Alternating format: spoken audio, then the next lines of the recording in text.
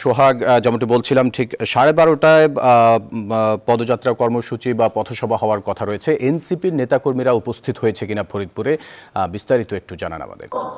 ধন্যবাদ ফয়সাল। আপনি জানেন যে আজকে ফরিদপুরে এনসিপির যে পদযাত্রা এবং পথসভা হওয়ার কথা রয়েছে, ইতিমধ্যে কিন্তু পথসভার যে আনুষ্ঠানিকতা কোরআন তেলাওয়াতের মধ্যে দিয়ে কিন্তু শুরু হয়েছে। এখানে স্থানীয় জেলার যে নেতৃবৃন্দ আছে তারা বক্তব্য রাখছেন। তবে এখন পর্যন্ত কেন্দ্রীয় যে নেতৃবৃন্দ আছে সাজ্জিদ আলম, হাসনাত আব্দুল্লাহ সহ কেন্দ্রীয় যারা আসবেন তারা কিন্তু এখনো ফরিদপুরে এসে পৌঁছায়নি।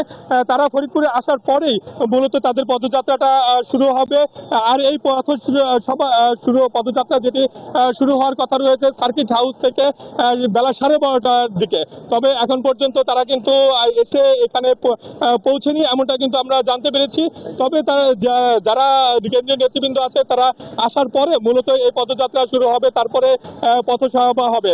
তবে এই বিষয়টা কিন্তু আপনাদেরকে জানিয়ে রাখি যে আপনারা জানেন যে গোপালগঞ্জে যে একটি ঘটনা ঘটেছে, এই এনসিপির পথসভাকে কেন্দ্র করে যে হামলা হয়েছিল, সেই অনাকাঙ্ক্ষিত ঘটনা এড়াতে আমরা দেখতে পাচ্ছি যে ফরিদপুরে যৌথ বাহিনী ব্যাপক প্রস্তুতি নিয়েছে। তারা কিন্তু প্রতিটি পয়েন্টে তাদের যেই সশস্ত্র অবস্থায় তারা রয়েছে, সেনাবাহিনী, র্যাব সহ অন্যান্য যেই বাহিনী রয়েছে তারা কিন্তু প্রস্তুত রয়েছে, এমনটা কিন্তু আমরা জানতে পেরেছি।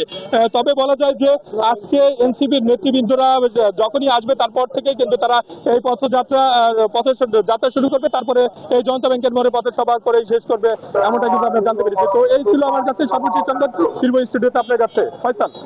বান্ডেল থাকলে প্রতি সেনমানিতে টাকা বাঁচবে। বিকাশ সেনমানি বান্ডেল কিনে জিতুন প্রতি লেনদেনে।